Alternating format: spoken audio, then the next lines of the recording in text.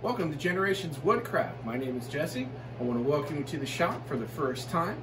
This is my first video. It's also the first video of 2022, and we're going to do a shop tour video. I'm going to show you what I have, why I chose those things, where they're placed, how I'm using my small space, because this is a pretty small shop. It's basically a shed. And then what my plans are in the future, including videos that are going to come out later. And those videos, I'm going to have you come with me, show you how I build things. I am new to woodworking compared to a lot of other YouTube personalities. I watch them just like you do. The good thing about this is I'm going to be trying out what I see. I'm going to be learning, and we will not hide any mistakes here. And trust me, there will be plenty. The reason why I have a wood shop, even though I've only been doing this for years because I love it, I got into it for sad reasons. Right there are my parents. Both of them passed away in 2020. And my first goal was to just make and earn for my dad, who was the woodworker, and for mom, so they could be together. My dad is a master craftsman who could pretty much do anything with anything that he set his mind to. I was not. I broke a toilet putting it in, trying to install it with a hammer one time. So, needless to say, Dad laughed. We had a good chuckle out of it, but I missed a lot of time with my dad in the shop. And so I'm making up for it now. I used it for grieving, and now it's just something that I absolutely love. And I really do miss the time that I could have had with my dad, learning lessons, things that you can just learn from the wood shop when you leave the politics and you leave your everyday problems outside of the door. You come here to work, you come here to create, you come here to think. And that's where I have most of my time to reflect. And I've grown as a person. I've grown as a woodworker, and I love doing it. And now,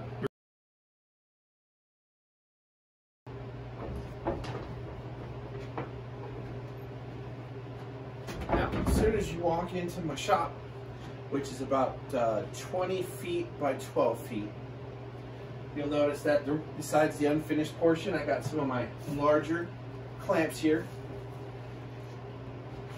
Right here is my shooting board, and down there is one of my tapering jigs. And then you'll see this right here, which is the centerpiece of the shop, and as is for most shops, your table saw. So as I did mention before, this is the centerpiece of the shop. This is my saw stop. I did wait until I could get a saw stop for multiple reasons. The main one being safety, and lo and behold, within the first year, my finger did touch the blade. I was being dumb, and it paid for itself tenfold for sure, because that could have been pretty ugly. All it did was nick me. It's absolutely amazing. This is the contractor saw, so it's not the cabinet grade saw. It's also not the portable one. And up until just recently, I only had 120 in here because I promised myself that only I would be doing any upgrades, and I had never done any electrical work. I do have 220 in here now, so maybe one day, you know, we'll bump up. But for now, this is really all I need for the type of projects that I do. I did get the longest table that we had because sometimes this is the only level place that I could do any assembly. And I know doing assembly on your table saw table is not always the best, but I do try to keep it as clean as possible. And I also have it stationed right in front of my big door, because if I need to bring whole sheets in of plywood, I bring them through this side, break them down on the floor with my tracks, with my skill saw, and then run the smaller pieces through here. Now over here in the corner, you will see some of my first really just thrown together MDF, not knowing what I was doing cabinetry. This is the first thing other than a cutting board that I made. It's basically a square with some dividers in it. There's some stuff in there. It's still holding together, but one of the projects I will be working on is replacing this. So that was the second thing I made over there. That was where I held my glues up until I made my new one. Once again, that is a project that I'm going to be working on, but you can see the steps, and you'll see them along the way when I show you the rest of the shop. This is where I keep my clamps. I got my small ones and big ones there. Got clamps pretty much everywhere because of clamp wrap. As you can guess, it will also be on the list later. This right here was the first shop jig that I made. This is my crosscut sled.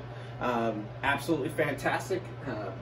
We'll need to retune that, so that may be another video in the future. I've got plenty of those.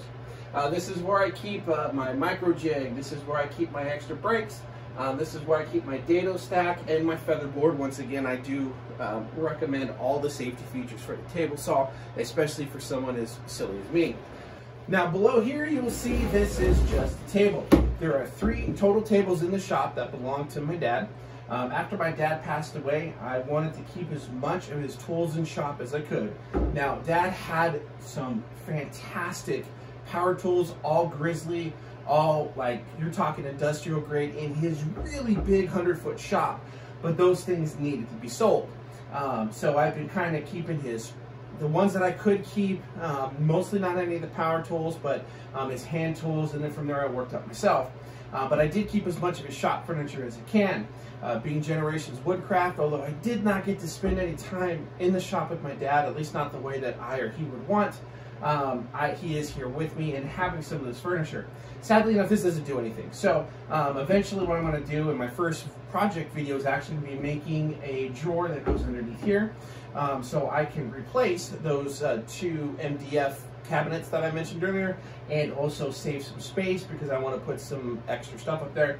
And then that means this will just go in my basement. I'm going to keep it, not throw it out, but this right here is going to be going. Now here's a view of the ceiling. I did put some lighting in myself. Of course, I have to have my extra extension cord, which is placed right in the middle of the shop.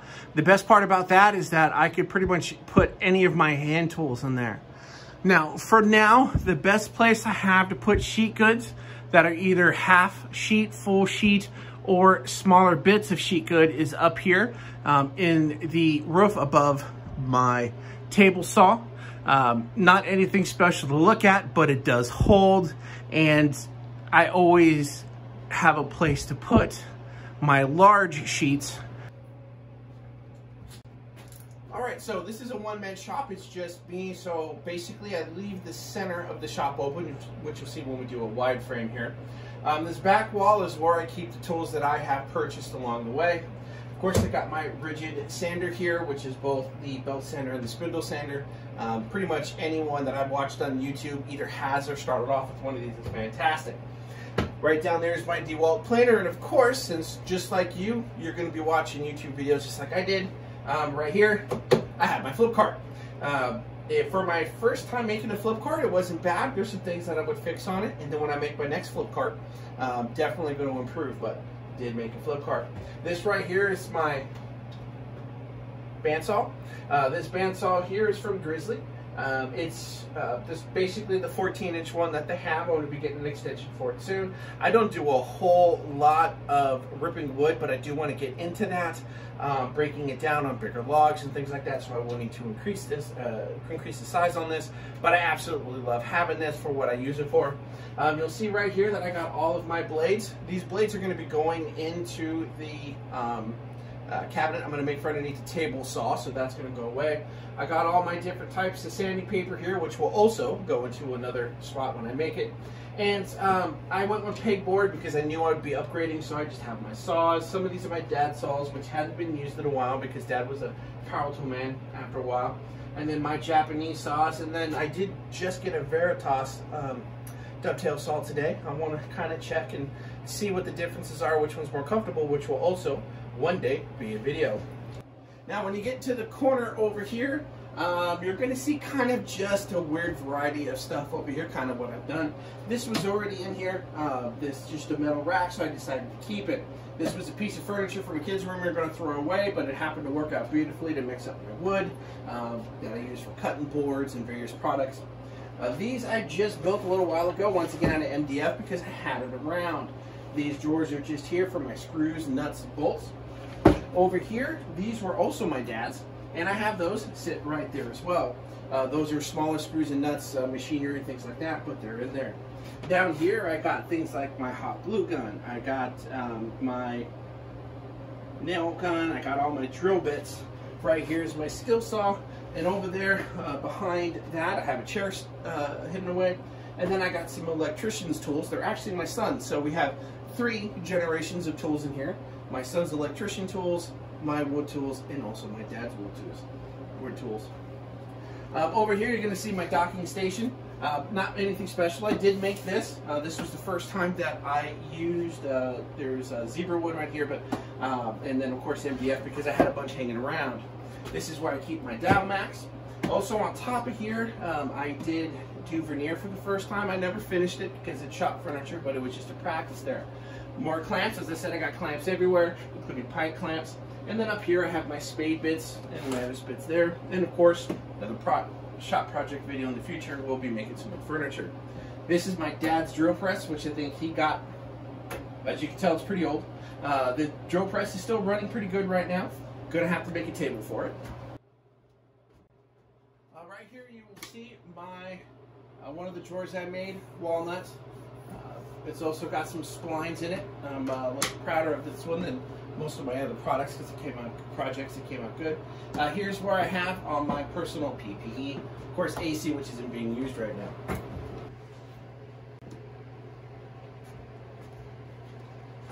And then finally, where I spend most of my time on my two main tables. Both of these are my dad's.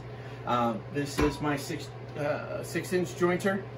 I know that most videos tell me to ignore it, but that's the one I got. I do need an upgrade, but for what I do here, it works pretty well. And then with my tapering and jointing jig for my table saw, I can pretty much joint anything that I need to, but this does make it faster. This was the replacement. So you can see the, there it goes. You can see the improvement. Now, there's still a lot of flaws in this. If you were to look at it carefully, I'm not going to lie to you. But this is birch plywood, walnuts, little light up top to keep my glues warm, which that was for before I got the heat. But this was a replacement for that first MDF one that I made. Up here's my mom and dad, who are always in the shop with me because that's why I'm here. This right here, I just wanted to display when I was dumb and almost chopped my finger off if it wasn't from a saw stop. This was the biggest thing I've made. It's just, you know, like everyone has a centerpiece in their shop. This is where I keep most of my tools. My router bits, I started off with the inexpensive set, and then I'm replacing them with better ones as I go along. Got my hammer here. I highly recommend having 1, 2, 3 squares. I use these when I set up my table saw more than anything. Of course, you're going to want to make sure that you have a digital gauge as well, angle gauge. I use this quite a bit. Those are my router bush kits, and then of course here's my routers. Kind of a DeWalt man, but I'll get anything that works. Here's my drills. This is the first one I ever owned. I've had that for about 10 years. I've had that for 2 years. This is the one and only time I've ever bought anything at Harbor Freight. And then I had to get this one because that one was starting sparking. So these are my two go-tos. For right now, until I can get a Festool, this DeWalt is a fantastic sander. Love it. This is something that my dad had. I use this to bust off spurs and things like that. This is also my dad's right here. This is just, you know, elliptical sander that marks a square. All my safety things are up here. So I got my grip it. I got my tube for the planer. And then over here I got tapes and things like that. Then of course, all my engineering squares. I am not the most accurate person, so I need as many accuracy tools as possible. My square here that I got from T-Tools, it's a blemish. Love them. They're fantastic. They're just as good as an expensive one. Just a couple minor scratches here and there. Got my calipers, my steel rule, my engineer squares, 2 more squares that I got from T-Tools. And then of course, things like my marking gauge and my marking knife. Once again, all purchased at T-Tools. This is also my router table. This router table is something that my dad had. The only thing I did was add the fence and a couple extra rails so I can tie things down on there. This router table is going to stay. No matter how rough up it gets, I'm going to keep it. I'll just keep finishing the top because this was the one thing I wanted to make sure I brought back from Dad's shop is this. Now, of all the things I really need to upgrade, especially now that I'm comfortable doing 220, is going to be my dust collection. So far, my dust collection is a shop vac from Facebook, from the marketplace, and which is really awesome. This one out of Air Systems. It's fantastic. It really does help compared to what it used to be. But with this hose, I'm very limited on what kind of airflow is through. You definitely need to have a big one, the 220 hooked up for that, which I will get eventually. But for now, this is working well for me because I like to take my time in the shop. I don't have any deadlines. This is all just for me learning, building a craft, something that I can teach other people. Now I saved this for last because this is my biggest blunder and also one of the best things I have in my shop when it comes to working. It's on casters, so I can pull it from one end of my small shop to the other. I've had this in so many different locations as I have gained tools. But the main reason this started off, believe it or not, as a workbench. I made so many mistakes along the way, made so many adjustments that now it's basically just a work service. I go ahead and I put my biscuits in here when I need to finish. I put my biscuits in here when I just want to sand. And then of course I have these I got the T-bar for hold downs. Also, if you watched any of my other things on Instagram, you'll see this is also where I keep my sharpening paper. And I do absolutely love to use the Scary Sharp system. Once again, all got from K Tools and Woodcraft. And then down here, I just have some extra storage. This is where I keep my corner clamps. This is where I keep my things that don't have a home yet but will, which is still pretty much intact. Right now, this is where I keep all of my chisels. I keep my most used saw for cutting my dovetails out, and then I have my gauges so I can gauge the size of nail screws and things like that. And then, even though I haven't fixed it because I broke it, but this is why I also have my clamp. And as you can tell, these are loose. I just recut those out of maple, and then I need to screw those in. But that's also where I have my clamp. Once again, that's an upgrade that needs to be made. But this is very useful. I've had it outside of the shop. I use it all the time. So, moral of the story, sometimes mistakes can be salvaged. All right, so as you can tell, I don't have a script. I don't have professional lighting. The audio is what it is. It's basically just my iPhone. But what you will get if you watch more of my videos as they come out is you will get basically honesty. You will get someone who is learning just like you're learning. Or if you're experienced, as I mentioned earlier, you're going to find someone who is going to make some of the mistakes that you did, and maybe you'll be able to reminisce and watch. It's about let's learn together. Let's do this art of woodworking together. Let's build it. I want woodworking to be on TV like cooking is. I mean, who's going to be the Gordon Ramsay of woodworking, who just takes it out there? People go on a show and they quit their job because they say, I want to be the next America's top woodworker. That's what I want to see come from this. About a little over, about 6 months before my mom died, she knew it was a pretty good chance. She had 2 types of 4-stage cancer.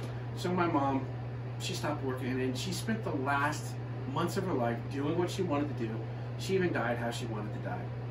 And ever since then, I keep asking myself, whatever it is I'm doing, would you do this if you had 6 months left to live? And if the answer is no, then why do it anyways? I find myself wanting to come in here all the time.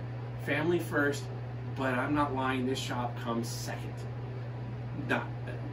When I am in here, I feel free, I feel happy, I'm in a better mood the next day, and even when I fail, and I've had some catastrophic failures when it comes to building stuff, I'm just so happy that I learned something and I can come out the next day and try it again. If that's the kind of stuff you want to see in a video, please, Generations Woodcraft, Instagram, Facebook, all pinned to the comments below. And once again, my name is Jesse. If you made it through the video, God bless you. Welcome to Generations Woodcraft, and we'll see you next time.